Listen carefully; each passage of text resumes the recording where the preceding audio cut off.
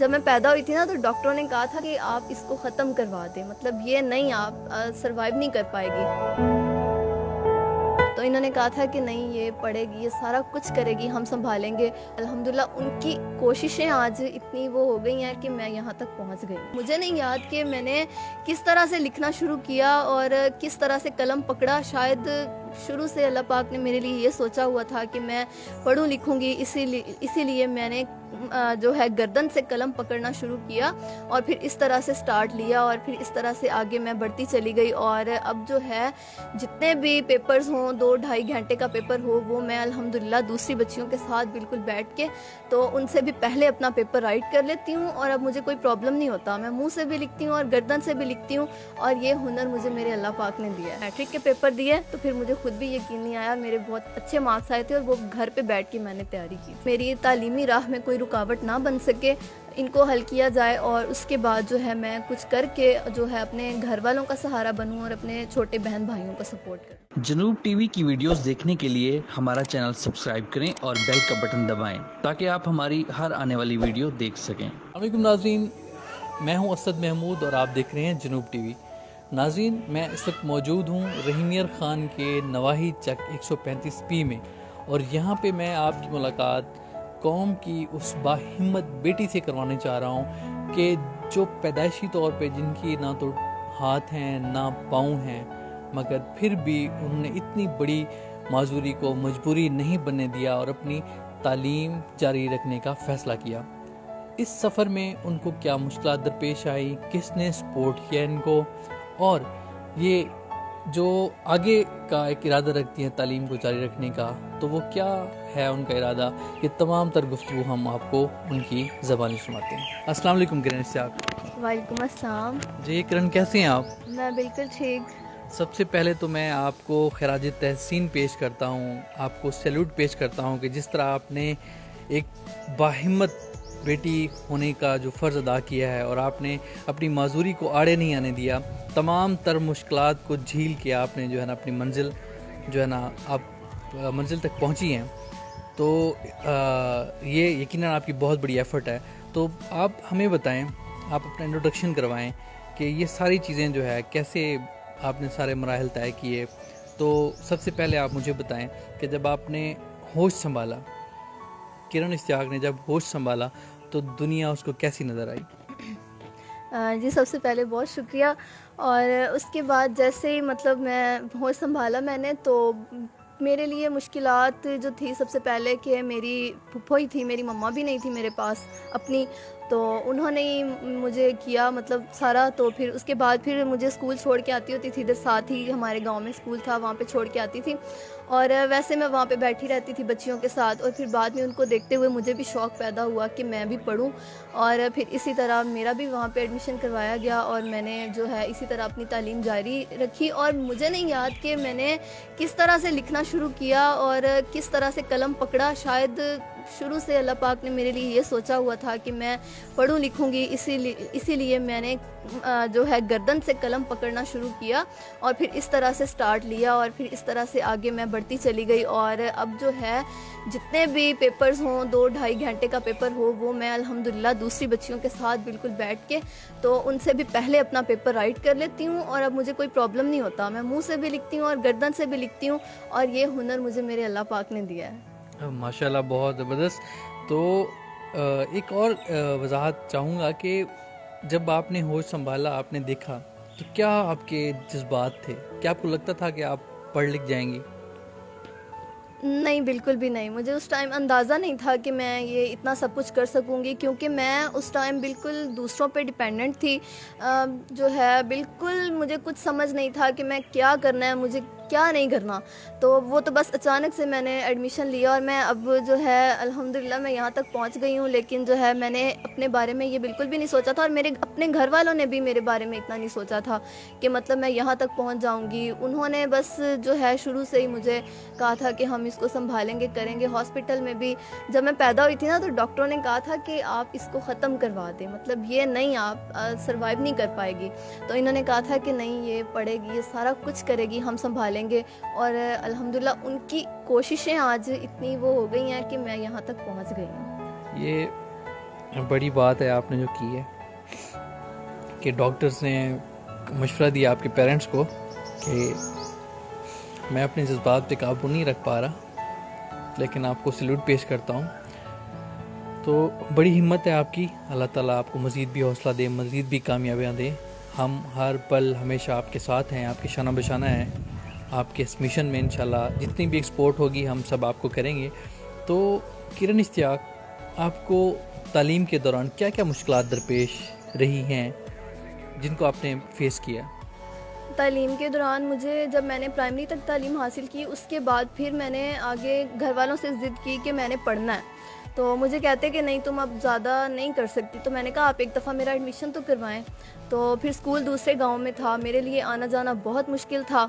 तो फिर मैं वहाँ पे गई स्कूल में एडमिशन के लिए। फिर वहाँ पे उन्होंने मुझे एडमिशन दिया और फिर मैं घर पे इसी तरह ट्यूशन के बग़ैर जो है प्राइवेट के तौर पे ख़ुद मैंने हिम्मत करके पढ़ती होती थी। फिर जाके मैं प्राइवेट पेपर दे के आती होती थी। इसी तरह मैंने मैट्रिक तक इस तरह किया और बहुत मुश्किलात आई हैं, यहाँ तक कि मैट्रिक में मेरा एडमिशन नहीं जा पा रहा था और मैं घर पे बैठ के रोती होती थी कि मेरा एडमिशन नहीं जा रहा। तो अल्हम्दुलिल्लाह उस टाइम फिर जो है मेरे दादा अबू ने हिम्मत की और उन्होंने जाके मेरा प्राइवेट के तौर पे एडमिशन भिजवाया। उस टाइम कोई भी स्कूल मेरा एडमिशन भिजवाने को तैयार नहीं था। वो कहते थे नहीं बच्ची रेगुलर नहीं है, हम एडमिशन नहीं भिजवा सकते। तो उस टाइम फिर मेरा एडमिशन हुआ और फिर जब मैंने मैट्रिक के पेपर दिए तो फिर मुझे खुद भी यकीन नहीं आया, मेरे बहुत अच्छे मार्क्स आए थे और वो घर पे बैठ के मैंने तैयारी की थी। माशाल्लाह, बहुत ज़बरदस्त। तो एक और चीज़ जो यहाँ पे मैं आपसे जानना चाहूँगा कि बहुत सारी मुश्किलात दरपेश आई आपको, इस कभी एहसास इस तरह का एहसास आपके अंदर पैदा हुआ कि मैं जो है अगर नॉर्मल होती तो मैं बहुत कुछ कर सकती थी, इस पोजीशन में हूँ तो शायद मैं ये ना कर पाऊँ? वो जब मेरी लाइफ में बहुत सारी मुश्किलात थी तब मैं ये सोचती होती थी कि पता नहीं क्या होगा मेरा, मैं इस तरह से क्यों हूँ। लेकिन अब अल्हम्दुलिल्लाह मैंने वो, तब जब ऐसा मुश्किलात का ज़माना था तो तब ये सोचती थी, लेकिन अब नहीं। अब तो मैंने कभी भी ये नहीं सोचा। अब अल्हम्दुलिल्लाह मैं ये सोचती हूँ कि शायद मैं नॉर्मल होती तो मेरी इतनी इज़्ज़त ना होती, मुझे इतनी इज़्ज़त ना मिलती जितनी मुझे अब मिल रही है। बहुत ज़बरदस्त। अच्छा किरण, मुझे एक और चीज़ बताएं कि अभी आप BS इंग्लिश कर रही हैं, आगे फ्यूचर के क्या प्लान्स हैं, क्या करना चाहती हैं, क्या बनना चाहती हैं? पहले तो मेरा, जब मैं पहले जो मैं कहती थी मैंने डॉक्टर बनना है। शुरू से मेरा यही शौक़ था कि मैं डॉक्टर बनूं। लेकिन बस फिर कुछ हालात ऐसे आ गए थे कि मुझे अपना जो इरादा बदलना पड़ा और उसके बाद फिर मैं कुछ हालात ऐसे बन गए थे कि मैंने सोचा कि मैं नहीं बन पाऊँगी, शायद मैं कॉलेज तक भी ना पहुँच सकूँ। तो फिर मैंने अपना ये इरादा बदल दिया और फिर दोबारा अब जो है मैंने BS इंग्लिश कर रही हूँ और अब इंशाल्लाह इसके बाद मैं CSS करूँगी। माशाल्लाह, बहुत ज़बरदस्त। अच्छा किरण, कुछ ऐसे बच्चे होते हैं, कुछ ऐसे लोग होते हैं कि जो छोटी सी मजबूरी को जो है ना वो सामने रखते हुए या माजूरी को सामने रखते हुए, यानी कि मुश्किलात का सामना करने से घबराते हैं, डरते हैं। तो उनके लिए आप क्या कहना चाहेंगी, उनको कोई मैसेज देना चाहेंगी आप? बिल्कुल, मैं उनको ये कहना चाहती हूँ कि हाथ पाँव मेरे नहीं हैं अगर, तो मैंने हाथ पाँव के बगैर ये सब कुछ किया है। तो ज़रूरी नहीं है कि हाथ पाँव वाले ये सब कुछ कर सकते हैं, नॉर्मल लोग कर सकते हैं, बिल्कुल नहीं। मैं ख़ुद आपके सामने एक मिसाल हूँ कि मैंने हाथ पाँव के बगैर ये सब कुछ किया है और अल्हम्दुलिल्लाह मैं सब कुछ कर सकती हूँ, बल्कि जो हाथ पाँव वाले लोग नहीं कर सकते शायद मैं वो भी कर सकती हूँ। तो फिर जो है इतनी सी मजबूरी को अगर हम बहाना बना के कहें कि हम नहीं कुछ कर सकते तो नहीं, बिल्कुल भी नहीं। पहले मेरी लाइफ में बहुत सारी मुश्किलात थी, अब मेरी लाइफ में बहुत माशाल्लाह से मुझे इज़्ज़त मिली हुई है। तो मैं ये कहती हूँ कि इम्तहान जितने सख्त होते हैं ना तो बाद में उसका फल जो है वो बहुत अच्छा होता है। जी, बहुत ज़बरदस्त बात की। मैं इस बात को भी कोट करना चाहूँगा। किरण का ये कहना है कि अगर आप नॉर्मल हैं, आप एक मंजिल, एक टारगेट अचीव कर जाते हैं तो आपको वो एप्रिसिएशन नहीं मिलती जो कि आपको, अगर आप में कोई इस तरह का इशू है, कोई आप में डिसेबिलिटी है, तो आप जो है वो गोल अचीव कर लेते हैं तो तब आपको ज़्यादा पजीराई मिलती है और सोसाइटी में आपको लोग बहुत ज़्यादा अप्रिशिएट करते हैं। आखिरी सवाल मैं आपसे पूछूंगा कि आपके बाबा की भी डेथ हो गई है, बाबा से पहले की भी आपकी लाइफ थी, अब बाबा की आपके जाने के बाद की भी लाइफ है, तो क्या क्या ऐसी मुश्किलात दरपेश हैं आपको इस सफ़र में कि जिन्हें आप फील करती हैं कि अगर ये मुश्किलात आपकी आसान हो जाए तो आपका सफ़र, आपकी मंजिल मज़ीद आपके करीब आ सकती है? बिल्कुल, सबसे पहले तो जो है मेरे पापा जो है मुझे सपोर्ट करते थे, और वैसे भी जो जब माँ बाप का साया सर से उठ जाता है ना, तो फिर इंसान से सब कुछ छिन जाता है। मैं कहती हूँ दुनिया की सबसे बड़ी दौलत होते हैं वो। तो मेरे पापा के जाने के बाद जो है हमारे अभी फाइनेंशियली कुछ नहीं है, मतलब इतनी सपोर्ट नहीं है मेरे साथ। तो अभी जो है हम इसी तरह है, अल्लाह के आसरे पे तो ये सब कुछ चल रहा है। तो उसके अलावा अभी मैं कॉलेज में हूँ, और उसके अलावा कॉलेज में जो मुझे मसला है वो ये है कि मुझे कॉलेज में अपने लिए हेल्पर चाहिए। मतलब यहाँ से जब मैं वैन पे जाती हूँ तो आगे से मुझे कोई उतारने वाला और वापसी पे गाड़ी में बिठाने वाला नहीं होता। तो अब मैं ये कहती हूँ कि अगर मैंने इतना अपने लिए किया, इतनी स्ट्रगल किया है, तो आगे भी मेरे लिए इतनी सी आसानियाँ पैदा की जाएं, ताकि मैंने जो बाबा के जाने के बाद जो मेरे बहन भाई हैं, मैंने इनको सपोर्ट करना है और इनके लिए कुछ करना है।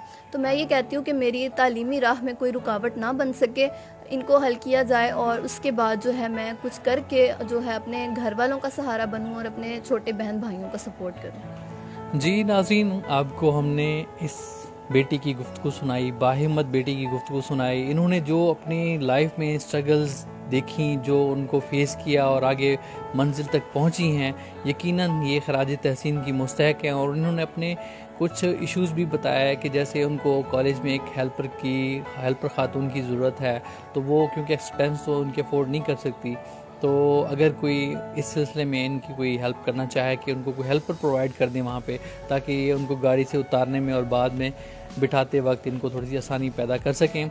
और इनका ये कहना है कि अपने बाबा के जाने के बाद ज़ाहिर है सपोर्ट थोड़ी सी, मतलब कि फाइनेंशली भी अगर कोई इस तरह के मामलात बनते हैं तो मेरी मंजिल जो है मज़ीद आसान हो सकती है, मेरा ये सफ़र मज़ीद आसान हो सकता है। हम इस बाहिम्मत बेटी के साथ हैं, और आप भी यकीनन इनका हौसला बढ़ाने के लिए इनके शाना बशाना खड़े हों और इस वीडियो को भी ज़्यादा से ज़्यादा शेयर करें, ताकि शायद हमारे शेयर करने से किसी एक ऐसे फ़र्द तक पहुंच जाए ये वीडियो कि जो किरण की हौसला अफजाई कर सके और किरण के शाना बशाना खड़े होके इसकी मंजिल में जो हाल रुकावटें हैं उनको हटाने में मदद कर सकें। अपने मेज़बान असद महमूद को इजाज़त दीजिए। देखते रहें जनूब टीवी। अल्लाह निगहबान।